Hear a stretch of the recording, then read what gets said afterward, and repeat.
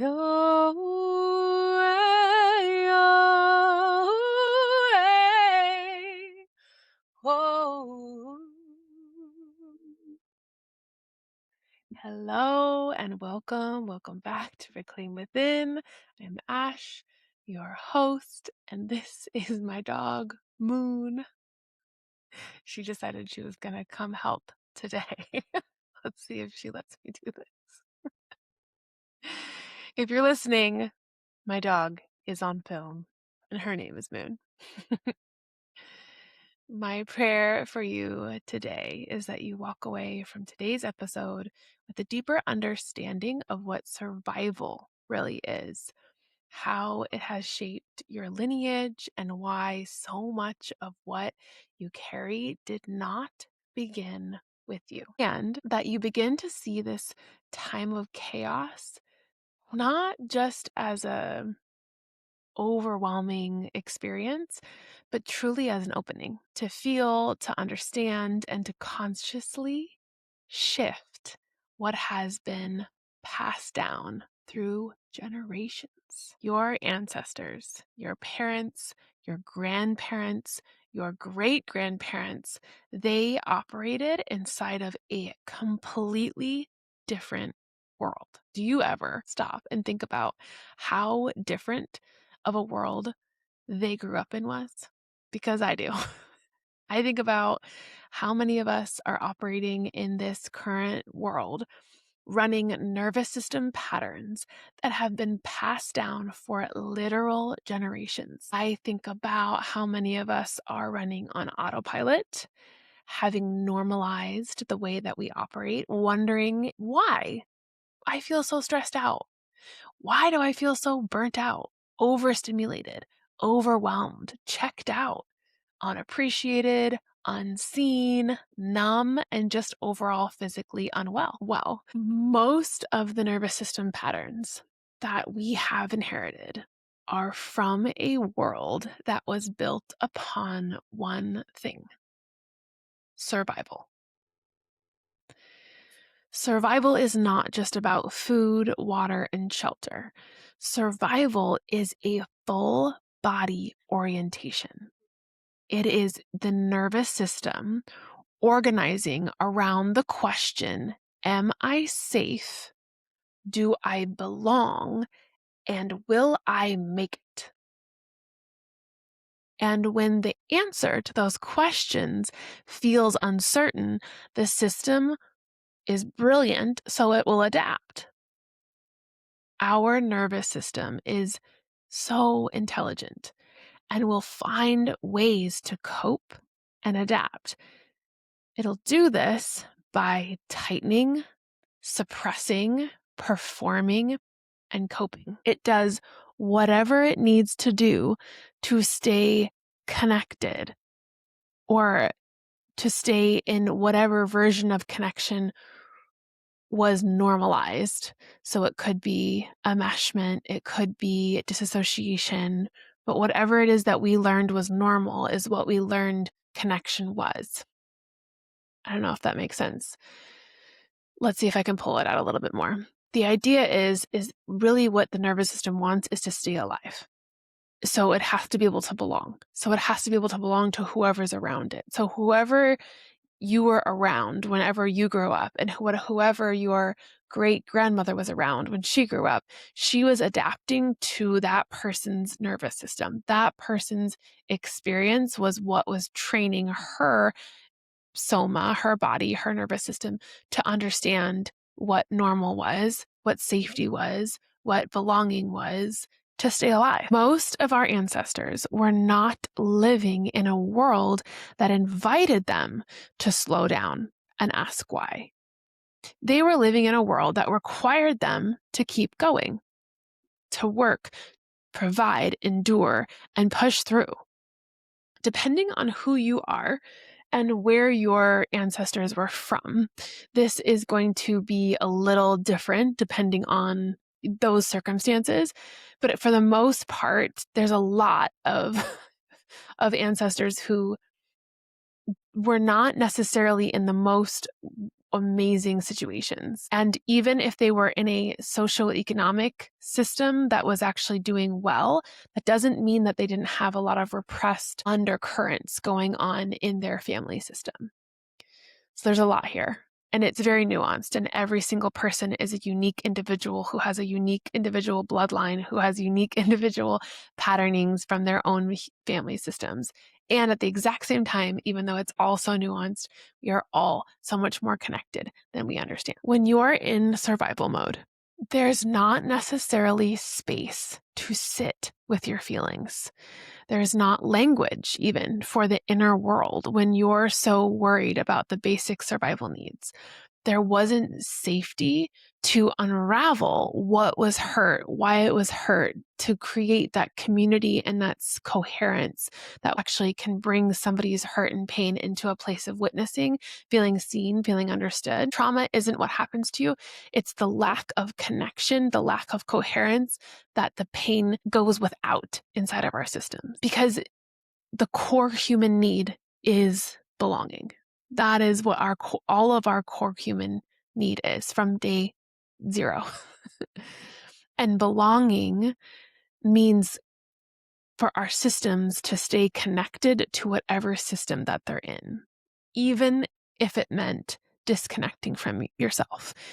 And to be totally honest, especially when it means disconnecting from self. Okay, so let me share a truly profound moment that I had, and I think this might really shine a light on what I'm hoping to convey today. And it's something that has really, truly stayed with me so much. So I was in a class hosted by Rochelle Salika. She's the founder of Innate Traditions, and I highly recommend going and learning from her if you have any inkling at all. She invited all of us to close our eyes and ask our higher self, how far back in my lineage do I have to go to find intact communities? This means communities that remember how to honor the human experience, communities that knew how to witness and hold space for the integration of difficult experiences, communities that lived in right relationship with the laws of nature. Now, there were over 300 people in this class that I was taking, and it was absolutely bonkers as everyone started to share what had come through for them. Almost every single answer. Actually, wait, before I tell you, take a second. Take a breath, close your eyes, and just ask how many generations back for you it goes. And I just want you to take the very first number that comes in. Don't question it. Your intuition is going to come first. The rational mind is going to come after. So just go with that first number. Okay. Now I'll tell you. So hold that number that you got. Now in the class, out of 300 people, I don't know if all of them answered, but the majority of people that had wrote in the chat, it was somewhere between 7 and 14 generations back. Just feel that. 7 to 14 generations since humans lived in a way where the full human experience was held, witnessed, honored, revered, integrated, accepted. This means many of us have a long line of unprocessed, unfelt, unacknowledged experiences lodged within the nervous system patterning that we all inherited. Now, let me see if I can make this a little bit more practical, because that's huge, right? That, to me, that feels so huge. Maybe you come from a family where nothing that related to the internal world was ever talked about, where emotions were unaddressed, quiet, or just simply dismissed, where you look back and you think, do I even know who my parents really are? Because really no one was asking questions. No one was turning inward. No one was sharing their internal world. So how are you to enter into a relationship in your life and actually feel heard, felt, cared for, understood?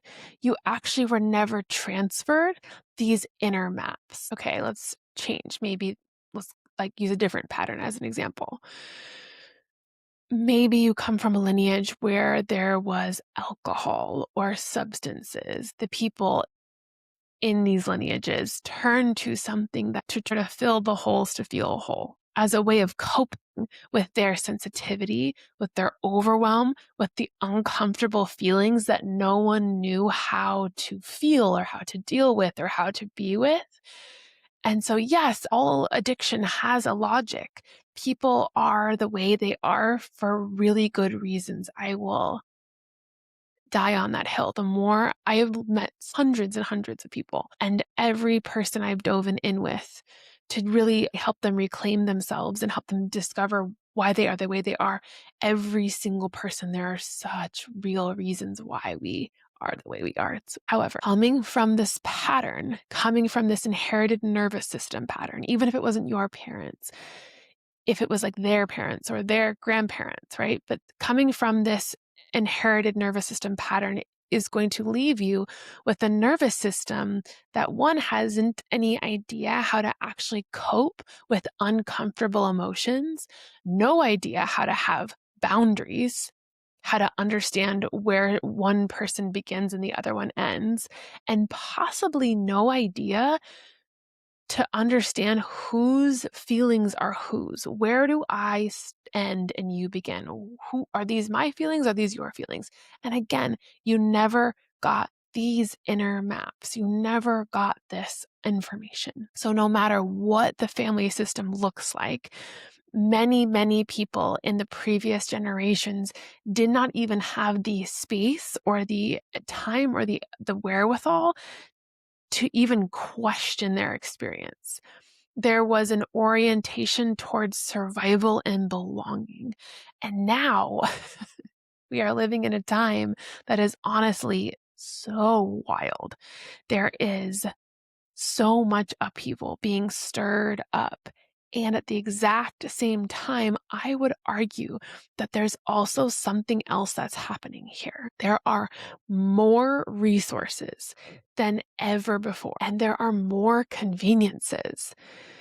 Because of that, we have something that our ancestors did not have, and that is the capacity and the space to ask questions.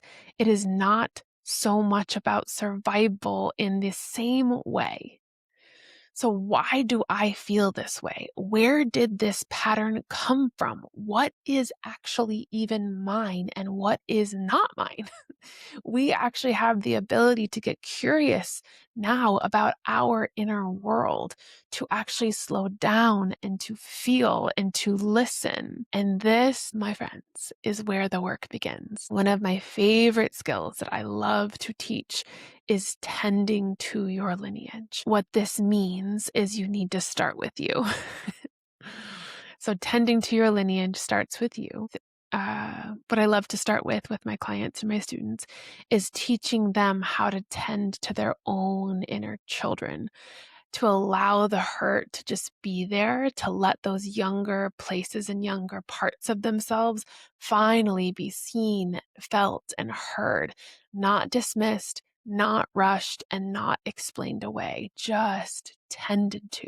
It is such a profound and beautiful gift to give your whole entire lineage, starting with your own inner child. And once we have tended to our own inner children, we then get to walk ourselves back into the lineage where we learn to hold compassion for the adults who raised us and their inner children. It's so beautiful. We take the time to tend to the people who are doing the best that they could inside of their own survival strategies. People who often didn't know how to even show up for themselves, let alone show up for us. This is the work of holding multiple truths. It is a beautiful and important skill in consciousness to learn to hold multiple truths all at one time. So, like, yes, that hurt me, and they didn't have the capacity. Yes, I needed more from them, and they were surviving. They were in survival. Both truths get to exist at the exact same time. Neither cancels the other one out. This is the work of reclaiming within. It weaves healing through generations. It allows us to give voice to those younger parts of ourselves, while at the exact same time giving context to the generations that came before us and honoring them and thanking them for the lives they lived so that we can live this one. In the work that I do with people, we tend to what happened in their experience, and if there is capacity, if they have the capacity for it, we also tend to their caregivers too. We let their story be seen. We let their nervous systems have space to be witnessed also, because we are all connected in a web of life together. And sometimes we even go further back. I have gone 5 generations back in a session before myself, because whatever it is that you are holding for each and every one of us, it did not start with us. And something I see so often is people feeling hesitant to do this work, because this is what I hear them say: I had a good childhood. I have nothing to complain about. And what I tend to see in that moment is someone who only wants to hold one truth, someone who doesn't yet want to open to the full spectrum of their humanity. Because the truth is that every single one of us has had moments in our lives where we did not have full agency, where we were not fully seen, heard, and respected. And actually, what I want to invite us into with this tending to our ancestry is that this is actually a beautiful part of the human experience. The work is not actually about blaming anyone. I really, really hope and pray that we can evolve beyond that victim villain consciousness one day. I believe that we will. But it's actually not about making anybody wrong, especially not your parents. It's not about finding fault. It's truly about tending to these generational stories that live inside of our systems of pain, and actually being able to reweave compassionate care and tender understanding into what we've inherited. And also being able to tend to what is real for you, we can tend to what was also real for them. Tending to that space in between is so magnetic. It actually can repair and rebuild relationships inside of families. I have gotten to work with so many people who have completely shifted the dynamics in their family systems, even with parents who have passed or great grandparents. We can work with your family lineage. We can work with them. They want to work with us. The unseen realms, the unseen world deeply desires that connection, and they will show up. It is beyond beautiful. A true ecosystem where we can actually attend to the hurt and the pain and also be grateful for the beauty and the joy. That's a true ecosystem where all voices matter, where all parts of ourselves are welcome. And this work is about becoming an ecosystem within yourself, where your inner child has a voice, where your adult self has the gift of awareness, and where all of your ancestors, from wherever they've come from and whatever they've lived through, are actually witnessed, acknowledged, and given so much grace and gratitude. And compassion gets to then move in all directions. We are living in a time where so much is being shaken loose. And yeah, it is completely uncomfortable. but it is also an opening. The chaos is an opening to feel, an opening to forgive, an opening to reorient ourselves, to actually be able to have the capacity or the courage to feel the pain of what you've lived through and what other generations before you have lived through, and also to offer forgiveness to the patterning that was passed down unconsciously, not on purpose, not because we're making it okay, but because it was coming from a hurt human with a heart that was in pain and a nervous system that didn't actually know how to find coherence. All of our ancestors did the best that they could with whatever they had, and they also left you so many gifts. They left you such beautiful giftings. I was just talking to someone the other day about how amazing it is that the more that I've tended to my lineage and the field of the unseen world with my ancestors, the more I feel like I get to tap into the things that I love so much that I feel like are totally gifts from my bloodlines. And so now we get to take this time and this energy that we have and the conveniences of our lives. And I know we get pulled in so many directions, but it's our turn. It's our turn right here on this earth, and we get to orient differently within our lineages, and we get to pass it down both sides, which is beautiful. And it can be fun. It doesn't actually have to all be so uncomfortable. It's just learning to allow ourselves to sit with the things that bring up discomfort and have the courage to love those places too. I'm so grateful that you came and you joined me today. We do. Thank you so much for being here. Thank you so much for spending your time with me. If you are feeling called to the work of reclaiming within and building your inner kingdom, and you're not sure if you want to do it for yourself, do it for your lineage. Do it for your parents, your nieces, your nephews, your children, for the generations that came before you and the ones that will come after you. The work that you are doing changes the fabric of entire communities, entire systems. Um, it doesn't matter if you have your own children or not. The ripple effect of tending to your ancestral lineage and tending to these unseen nervous system patterns, they have an impact on the people that are around you. They have an impact on the day-to-day interactions that you have with everybody in the world. They really do change the fabric of reality. And so I want to leave you with a really quick practice that you can do on a walk or at the very start of your day. And it's something I do very often, usually on a walk with my dog Moon, who you met at the very beginning. Just take a walk and bless your ancestors. Thank them and give them gratitude. If you know them by name, wonderful. Speak to them individually, directly. But it doesn't even have to be ancestors you know. And just thank them for everything that they've moved through, everything that they've endured, everything that they carried silently, and for all the things that they survived. And then honor yourself and be in gratitude for being the one who's willing to feel it, see it, and transform it.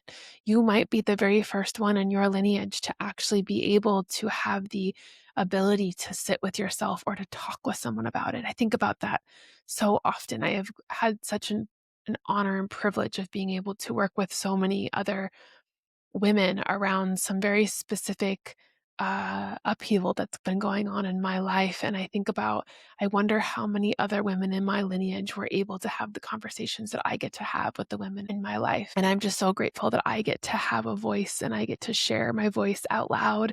Even just having this podcast, I mean, the fear that I have had to work through to just let myself be heard and seen is not just mine, you know. This is a multi-generational movement that I have had the opportunity to move through. And I don't actually think I'd be able to record these podcasts and share this with the world if my ancestors were not right alongside me, helping me move through the fear of being big and loud and sharing my voice and sharing my thoughts and wanting to be a support for others of the world. So Thank you. Thank you for being here with me. Thank you for supporting this creative expression of mine and joining me and remembering the sacredness of life. I am deeply grateful for each one of you who listens. Please reach out. Please share this with the people in your circles.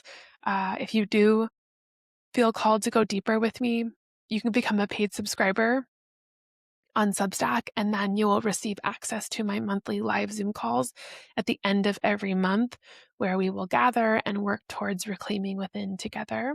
And as a paid subscriber, um, you'll also get, discounts on private one-on-one work with me if you want to do a inner mapping session where we can actually dive into your ancestry and work on helping you reclaim within for your lineage. That's something that you can do 100%. I love doing those sessions. And then if you want to do astrology reading, cosmic alchemy, look at all of your charts. If you're a paid subscriber, you get discounts on those things. So thank you so much. So grateful. Many, many blessings to you. Sending you so, so much love. Thank you to your ancestors for helping you get here onto this earth. You are a blessing. Do not forget it. Thank you so much. Bye.